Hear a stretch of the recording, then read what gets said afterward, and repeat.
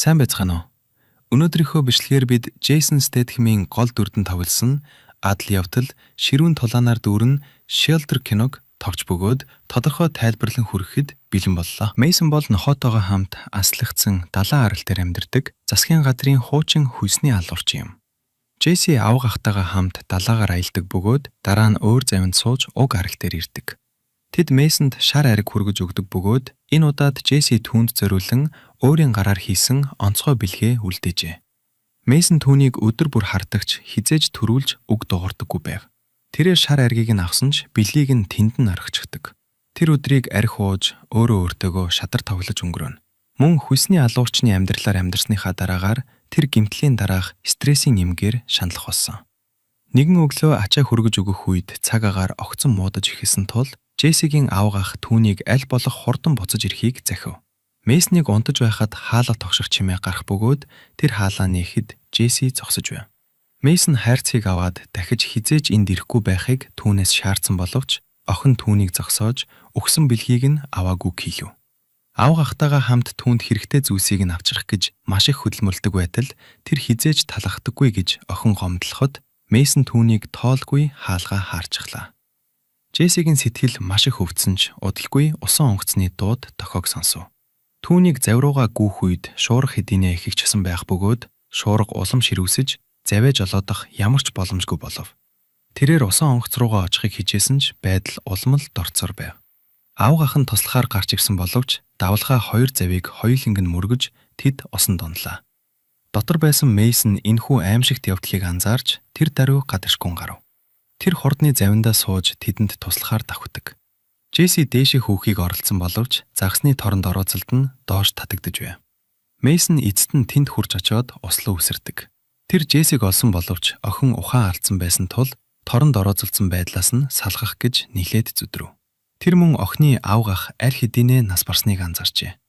Ямагтайч тэр охиныг суллаж чадсан бөгөөд завруу татан гаргав. Тэрбээр түүнд хиймэл амьсгал хийсэн бөгөөд нилээд удаан оролцсны эцэст охин ухаан ордог. Мейсон түүнийг гэртээ арчирсан бөгөөд охин сэрмэгцээ хамгийн түрүүнд авга ахынхаа талаар асуув.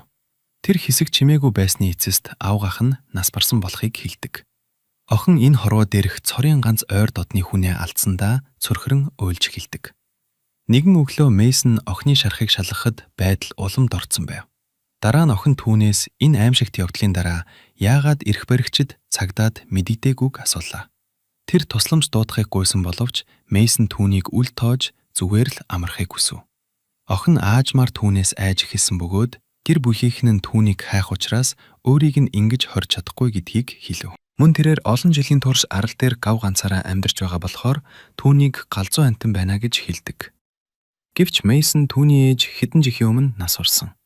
Эцгээ хизээж мэддэггүй байсан учраас түүнийг хайх ямар ч гэр бүл байхгүй гэдгийг хэлв. Тэгээд тэр нохоогоо салхилуулахаар өрөөнөөс гарч явчихав. Охин тэр дараа өндийж ойролцоох шургуулга руу өөрийгөө чирсээр очив. Тэр ямар нэгэн зүйл хайж байгаад нэгэн хутаг олж чаддаг. Тэгтэл Мейсны орж ирэх чимээг сонсоод шууд л орондоо буцаж хөвтөв. Мейсон түүнийг амьсгаадаж байгааг харсан ч юу ч сэживлсэнгүй. Шөнө нь тэр охиныг хар дарж байгааг анзаараад тайвшруулахаар очдог. Охин хутаг барин босож ирсэн ч түүн рүү дайрсангүй. Мейсон түүнээс гаргасан авирийнхаа төлөө уучлалт гуйгаад түүний шаналлыг ойлгож байна гэдгээ хэлв. Дараа нь тэр дайсны эсрэг хутгийг хэрхэн зөв барихыг түүнд зааж өгөөд хутгаа охинд үлдээлээ. Охины хөлний шарах аажмаар улам муудаж байсан тул түүнийг хаасайгүй өргөж явах шаардлагатай болдог. Тэд хамтдаа илүү их цагийг өнгөрөх болж аажмаар бие биедээ дасаж дотносож эхлэв. Джесси бас түүний нохойтой маш ойр дотн болжээ. Нэгэн өдөр охин түүнээс авга ахыг нь яаж таньдаг байсан талаар асуулаа. Тэрбээр тэд хамтдаа тэнгисийн явган цэрэгт албахааж байсан гэж хариулв. Охин түүний нэрийг асуусан ч Мейсон хэлэхээс татгалздаг. Дараа нь охин нохооны нэрийг асуухад Мейсон түүнд нэр байхгүй гэж хариулдаг. Охин нохоод Жак гэж нэр өгсөн бөгөөд нохооч мөн уг нэрэнд хариу үйлдэл үзүүлж эхлэв. Джесси одоо түүнтэй хамт шадар хүртэл тоглож эхэлдэг. Мейсон охины шахыг шалгаад халдвар авч өргөснийг нь анзаарах бөгөөд охин тэд эмнэлэг явах хэрэгтэй байна гэсэн ч Мейсон үүнийг боломжгүй гэдгийг хэлв. Тэр хэрэгтэй эм тариагаа олж ирэхээр явдаг. Джесси энэ хооронд түүний эд зүйлсийг үзэж байгаад Мессний зурсан бүх зургуудыг олов. Тэр бас өөрийнх нь түүнд зориулж үлдээсэн бэлгийг тэндээс олдог. Энэ үед Мессен ч зарсан газартаа хурж эмийн сан руу ордог. Энэ хооронд өөр нэгэн газар, засгийн газрын албан тушаалнуудын дунд нууц уулзалт болж байв. Black Kite байгууллагын удирдагч Manafort хүмүүсийн зөвшөөрөлгүйгээр бүх хөдөлгөөнийг нь хянаж, бүртгэдэг програм хангамжийн шинжилгээг нэгтрүүлснийхээ дараа эрх баригчдад байцаагдж байдаг. Manafort өөрийгөө өмгөөлж, хэрвээ хүмүүст нуух зүйл байхгүй бол үүнд санаа зовох хэрэггүй гэж хэлв. Энэхүү систем нь альва аюул зандлыг илрүүлж, тэр дээрөө арга хэмжээ авахд туслана гэж тэрээр тайлбарладаг. Гэвч нарийн бичгийн дарга үүнийг ховын нууцад ноцтой халтсан хэрэг гэж үзсэн бөгөөд мөрдөн байцаалтын шатанд түүнийг ажлаас нь төдөлзүүлнэ гэдгээ мэдэгдэв. Гэсэн хэдий ч энэхүү төлөвлөгөөнд анхнаасаа хамтран оролцсон учраас Manafort ерөнхий сайдтай нууцаар уулздаг. Ажлаас халагдах нь түүний хувьд сайн хэрэг бөгөөд одоо тэр далд байдлаас ажиллах боломжтой болно гэж ерөнхий сайд Manafort-д хэлв. Түүний туслах Роберта MI6-г удирдах бөгөөд тэд араас нь утсыг хөдөлгөж нууцаар удирдан чиглүүлэхээр болсон. Энэ үед Мессен хотод хурж очиод нэгэн дэлгүүр орох бөгөөд тэр Джессид хідэн шинэ хувцас сонгож ав. Гэвч түүний гарч явах үед гадаа шууд дамжуулалт хийж байсан хэсэг охтын бичлэгт Мессний царай өртчихв. MI6-гийн хяналтын системд дохио ирснээр тэд Мессний профайлыг шууд гаргаж ирлээ. Энэ нь аюултай террористийн мэдээлэлтэй таарсан бөгөөд түүнийг харсан даруйдаа газар дээр нь устгах өндөржүүлсэн бэлэн байдал зардагдсан байв. Роберта түүнийг мөшгөн устгахын тулд тусгай дайралтын баг яаралтай томилдог. Мессен аралтаа буцаж ирээд Джессигийн шарханд эм түрхэж шинэ хувцснуудыг өгсөн ч тэр нь охинд баг зэрэг томдож байв. Шөнө тэднийг оройн хоолоо идэж байх үед Жак гинт тайван бос болж эхлэхэд Мессен тэр даруй босож дурангаа шүүрэн ав. Дайралтын баг арал руу дөхөж ирсэн байлаа. Тэр яаран бэлтгэлгээ базааж эхэлсэн бөгөөд Джесси юу болоод байгааг огт ойлгосонгүй. Мессен түүнээс хотог аваад угаалгын өрөөнд орж нуугдан дотроос нь төгжихийг хэлэхэд охин ч түүний тушаалыг ямар ч эсэргүүцдэггүйгээр биелэрлэхэ. Тусгай баг арал дээр буух үед Мессен олсыг тастаж өрх ажиллууснаар нэг хүнийг нь далаа руу чирж унгав. Дараа нь тэр гэрэл асааж тололдоход бэлэн боллоо. Тэд буудаж ихэсэн боловч Мессен хэтэрхий хурдан шаламгай байв. Хүмүүс түүнийг агнахаар хідэн тал руу салж явсан ч Мессен нэгийг нь галдаж шатаагаад өөр нэгийг нь хутгалж хатнаас доош шидэж чаддаг. Энэ үеэр багийн нэг гишүүн байшин руу нэвтрэм ороход Жак түүн рүү дайрав. Тэд ширүүн ноцолсон боловч залуу эцэст нь нохоог хөнөв. Дараа нь тэр угаалгын өрөө рүү орсон бөгөөд Джесси эсэргүүцэн тэмцэрдсэн ч тэрээр охиныг хүчээр аваад гардаг. Адаа Мессен сүүдэрт нуугдж байгаад үлдсэн хоёр гишүүнийг маш хурдан устгаж дайралтын багийг бүрэн дарж ардаг. Яг энэ үед Джессигийн орилох чимээ гарч Мессен түүнийг аврахаар гүн гарлаа. Өнөөхөр зүгтхийг оролцсон боловч Мессен түүнийг буудан хөнөөх бөгөөд тэр Джесси рүү гүйж очиод үхсэн эрийн цогцыг шалгалаа. Тэднийг MI6-гийнх буюу Их Британий нууц тагнуулын алба гэдгийг тэр ойлгосон бөгөөд энд цаашид аюулгүй байж чадахгүй нь тодорхой болов. Тэр Джессиг хүлээж байхыг хүсээд байшин руу гүйж Жакийн үхсэн биеийг олсон ч гашуудах цаг түүнд байсангүй. Дараа нь тэр удас гаргаж ирээд хуучин найзтайгаа холбогдож тусламж хүсдэг. Тэр Джесси рүү буцаж очиход охин Жакийн талаар асуув. Мессен түүнийг аварч чадаагүйгээ хэлсэн ч тэдэнд саадах хугацаа байсангүй. Хоёулаа арлыг тэр дээрээ орхидог. Энэ үед MI6-гийнхэн бүхэл бүтэн баг нь устгагдсан гэх мэдээг хүлээж ав. Роберта тэд үнэхээр хүчрхэг нэгэнтэй нүүр тулаад байгаагаа ойлголоо. Тэрээр багаасаа хамгийн чадварлаг хөлсний алуурчныг олохыг шаарддаг. Энэ нь Workman гэдэг хүн байсан бөгөөд тэд түүнийг энэ хэрэгт яаралтай тамлан ажилуулж эхэллээ. Гэвч байгууллага дотор өөр нэгэн зүйл өрнөж байв. Мэдисон Робертад хандаж Мессен бол террорист биш бөгөөд хэн нэгэн түүний хувийн мэдээллийг системд өөрчилсөн болохыг хэлв. Энэ нь Мессенийг хэрэгт гүтгэхийн тулд ямар нэгэн хүчрхэг хүний санаатаагаар хийсэн үйлдэл байдаг. Мессен Джесси хоёр хотод хурж ирэв. Джесси түүнийг цус алдаж байгааг анзаарсан ч Мессен үүнийг сүртэй зүйл биш гэлээ. Тэд ойролцоох нэгэн байшинд хурж ирэхэд Мессен түүнийг хүлээж байхыг хүсв. Тэдэнд машин хэрэгтэй байсан тул түлхүүрийг нь олж авна гэдгээ тэр хэлээд Ингэхдээ тэр Джессид мэрэгэн буудагчийн бууг хэрхэн ашиглахыг зааж өгөөд түүнд үлдээв. Тэр байшин руу нэвтрэн орж түлхүүр хайж эхэлсэн боловч удалгүй нэгэн хүү түүнийг харж аав нь ч бас буу барьсаар орж ирэх бөгөөд Мейсон гарцгүй байдалд орсон ч удалгүй Джесси өнөө хэрийн ард гарч ирээд бууга буулгахыг шаардав. Ир түүний шаардлагыг биелүүлсэн бөгөөд охин түүнээс Мейсны шархыг боож өгөхийг хүсдэг.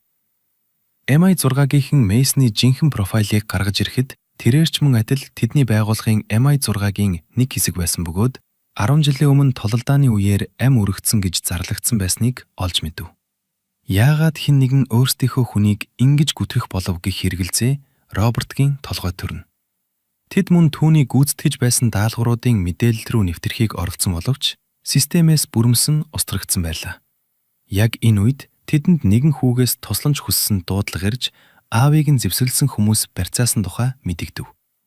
Хүүгийн дүрслэн хэлсэн хүний шинж тэмдэг Мейсонтэй яг таарч байсан тул Роберта багийн хамт тийшээ хөдөгдөг. Энэ үед Манифорд гэртээ байхдаа нэгэн мэдэгдэл хүлээн ав. Мейсны хэн болох нь тогтоогдсныг хараад тэр маш ихээр сандарч айж байдаг.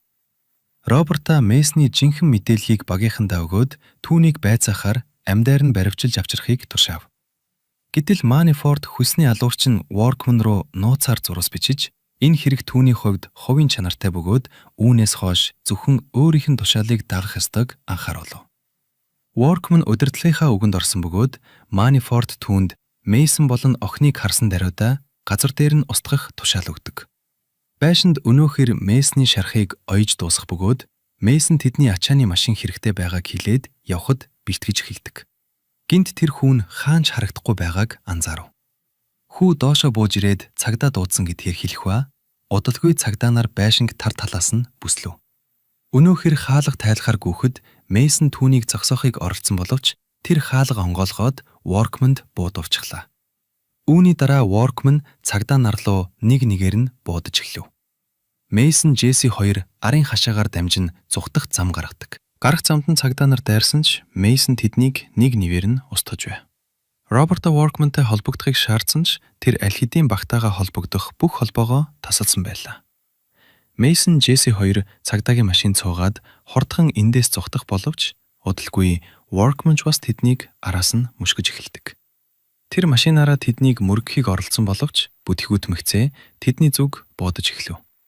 Мейсон Джессиг аюулгүй байлгахыг хичээж тэдний хооронд муур холгон шиг ширүүн хөөцөлдөн өрнөнө. Эцэст нь Мейсон овсгоо гарган Workman-ийн машины ард гарч чадсан бөгөөд түүний машиныг мөргөн масалтуулж чаддаг. Мөргөлдөөний улмаас Workman-ийн машин хөмөрсөн бөгөөд Мейсон Джесси хоёр энэ байдлаас амжилттай молторч дараагийн очих газартаа хүрч чадлаа. Workman цус ардсан байдагтай машинаасаа гарч ирээд алхаж эхлэв. Түүний энэ байдлыг харсан нэгэн эмэгтэй машинаа зогсоож хэдэн цагтаа түүнийг авахар ирдэг. Гэвч тэрээр хоёр цагдааг хоёуланг нь буудаж дараа нь өнөөх эмэгтэй рүү дайрав. Роберта Мейсны талаар илүү ихийг мэдхээр Манифорд руу залгалаа. Манифорд хэлэхдээ олон жилийн өмнө тэд түүний биежилсэн удирдлага дор нэгэн ажиллагаа явуулж байсан бөгөөд Мейсон багийн гишүүдийн нэг байсан гэв. Мейсон түүний шилдэг шав байсан бөгөөд гадаадын тагнуулын ажилтныг устгахаар илгээгдсэн боловч тэрээр тэр хүний амийг хэлтрүүлж тайлан хуурамчаар үлдэж ор мөргүй алга болсон гэдгийг ярив. Манифорд Мейсныг эсрэг талд хотолторсон гэж итгэж байх бөгөөд мөн тэрээр Мейсон бол аллаг үлдэх машин бөгөөд түүнийг зогсоох цорын ганц арга бол бүрэмсэн устрах гэдгийг Робертад анхааруулв. Роберта үүнд бүрэн итгэсэнгүй бөгөөд Мэдсоны тусламжтайгаар нөөц сэрвэрээс тэрхүү ажиллагааны хавтаст хэргийг ухаж гаргав. Мейсон Ираны эрдэмтэнд цөмийн хөтөлбөрийнхөө судалгааг тэдэнд өгснийхэн дараа тусалж байсныг тэр олж мэдэв. Уг нь тэд эрдэмтнийг хамгаалах ёстой байсан ч хариуцлагаас мултахын тулд Мейсонд түүнийг хөнөөх тушаал өгсөн байжээ. Манифорд өөрт нь худ ярьж байсныг Роберта ойлгосон боловч тэрээр Манифортын байнгын хяналтанд байгаагаа огт мэдээгүй л байлаа. Мейсон Джесси хоёрыг машинаар явж байх үед охин түүнээс жинхэнэ хэн болохыг нь асуусан ч Мейсон хариулахаас татгалзав. Дараа нь тэр гэр бүлийнхэн талаар асуухад тэрээр аливаа зүйлийг хөндрүүлдэг учраас өөрт нь гэр бүл байхгүй гэж хариуллаа. Джесси ээж аав ах хоёрыгоо эргүүлж авчрахын тулд юу ч хийхэд бэлэн байна гэдгээ хэлэхэд Мейсон түнд амьдрах тиймч амар байхгүй ч Хэрвээ тэр хүч чадтай байж чадвал үүнийг даван туулж чадна гэж зориулжулав. Дараа нь тэр өөрийнхөө зурсан Жакийн зургийг түүнд өгдөг. Тэд өөр нэг хотод хурж ирэхэд Мейсон тэд хяналтын камерт өртөж харагдах хэрэгтэй байна гэлээ. Тэд машинаас бууж сүм рүү чиглэн алхаж эхлэв. Манифорт мэдэгдэл хүлээн авмагцаа MI6-од баригдахгүй тулд бичлэгийг устгав. Дараа нь тэр Workman-д байршлыг илгээдэг. Мейсон сүм рүү орж хуучин найз Бүүттэйгээ уулзав. Тэд олон жилийн дараа уулзаж байгаа бөгөөд уруулаа Бүүтийн гэрлүү яв. Мейсон тэднийг ганцаарчлан ярилцахын тулд Джессиг өөр өрөөнд хүлээж байхыг хүсээд Бүүт Джессигийн талаар асуухад тэрээр өөрөө болон охины аав ах хоёр нэг багт байсан гэдгээ хэллээ. Охин буруу цагт буруу газартаа байснаас болж одоо маш олон хүний бай болоод байгааг тайлбарлав. Тэр зүгээр л гим зэмгүй хүүхэд бөгөөд түүнийг улсаас гаргаж зүгтаалгахад Мейсонд Бүүтийн тусламж хэрэгтэй байлаа. Джесси гар тогооны өрөөнд байхдаа өөрт нь маш тань санагдах нэгэн эм олж харав. Энэ үед Бүүт MI6-гийн сервер рүү тэрч бүх мэдээллийг олж мэддэг. Мейснийг анх алга болоход тэрээр түүний хувийн мэдээллийг газрын тосны ажилтан болгож өөрчилсөн байсан ч одоо хэн нэгэн түүнийг газар дээр нь устгах тушаалтай террорист болох нь өөрчилснийг тэр хэллээ. Энийг Манифорт хийсэн гэдгийг Мейсон шууд л ойлгов. Мейсон түүний итгэлийг алдсан бөгөөд тэр өдөр Манифорт түүнийг устгахаар шийдсэн байж. Бүүт түүнд гим зэмгүй хүний аварсанд ямар ч буруу зүйл байхгүй гэж хэлв. Мейсон түүнээс Джессиг асарч хамгаалахыг хүсдэг. Гэвч Манифорт аль хэдийн охиныг хэн болохыг тогтоосон бөгөөд тэднийг алахыг оролдох тул энэ нь ямар ч нэмэргүй гэдгийг Бүүт хэлв. Мейсон Джессиг өөртөө байлгахыг гуйсан боловч тэр татгалзлаа. Яг энэ үед Джесси гарч ирээд Бүүт хорт хавдартай удахгүй нас барах гэж байгаа учраас үүнийг хийж чадахгүй гэдгийг хэлв.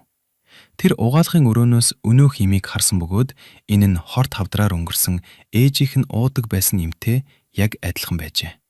Бүүт түүнд амьдрах ганцхан жилийн хугацаа үлдсэн бөгөөд охины өмнө хариуцлага хүлээж чадахгүй гэдгээ хэлв. Мейсон Джессиг улсаас оргон гарахад тослуулахаар тэдний хуучин найз Камалтай холбож өгөхийг хүсдэг. Камал бол хэрцгий наймаалагч байсан тул Бүүт үүнтэй санал нийсэнгүй. Харин Мейсон өөр ямар ч сонголт байхгүй бөгөөд үгүй бол Джесси өөхөх болно гэдгийг анхааруулв. Бүүт эцэст нь зөвшөөрч тэдний Камал руу очиход туслана гэлээ. Бүүт машина бэлтгэхээр гадарш гардаг. Мейсон өөрийг нь тэнд үлдээхээр төлөвлөж байсныг мэдээд Джессигийн сэтгэл маш ихээр өвдсөн ч Мейсон энэ бүхэн түүний сайн сайхны төлөө гэдгийг хэлв.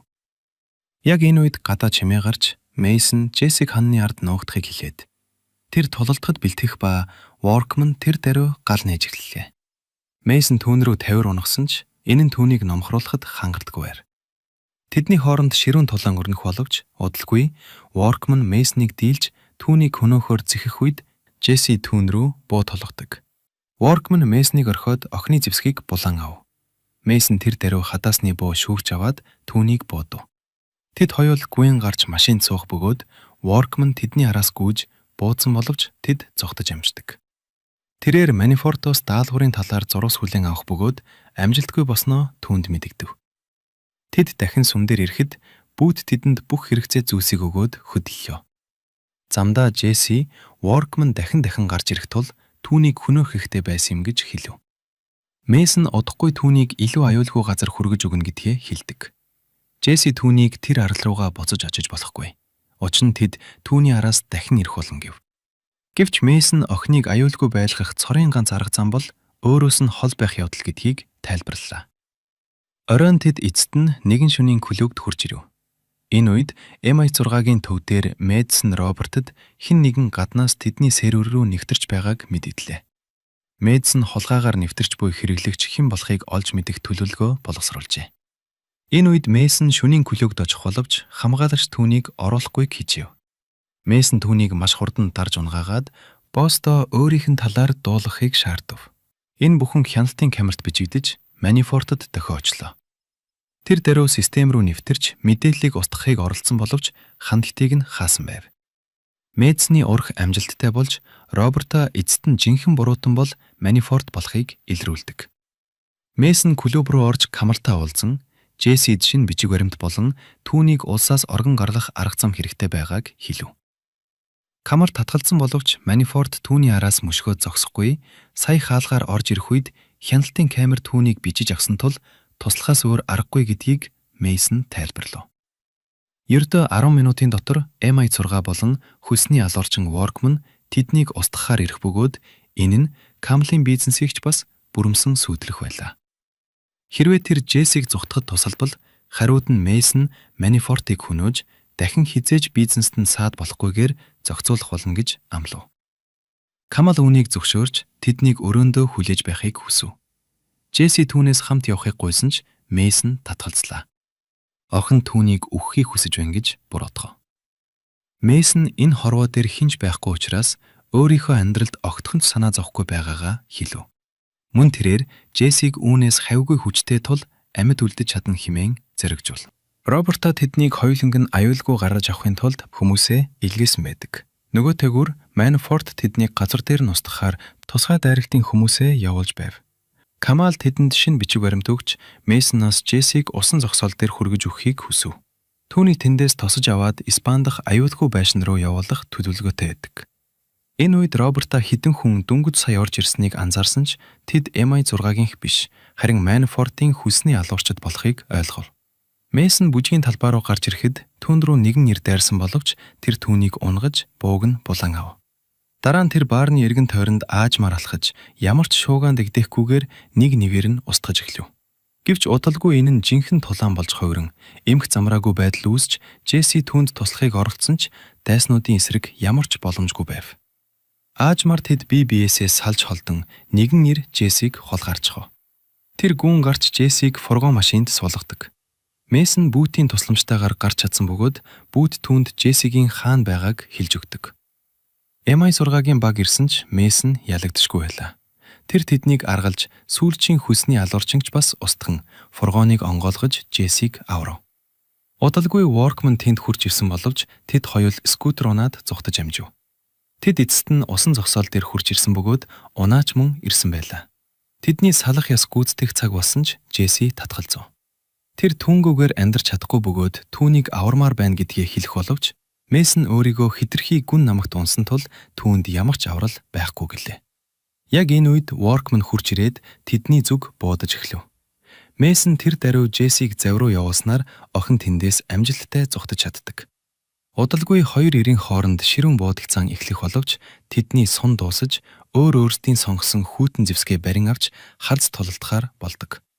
Удаан үргэжсэн тулааны эцэст Workman Мейсныг дийлж эхэлсэн боловч удалгүй Мейсон сөрөг тогтолгоо хийж гинж ашиглан түүнийг бүрэмсэн устгав.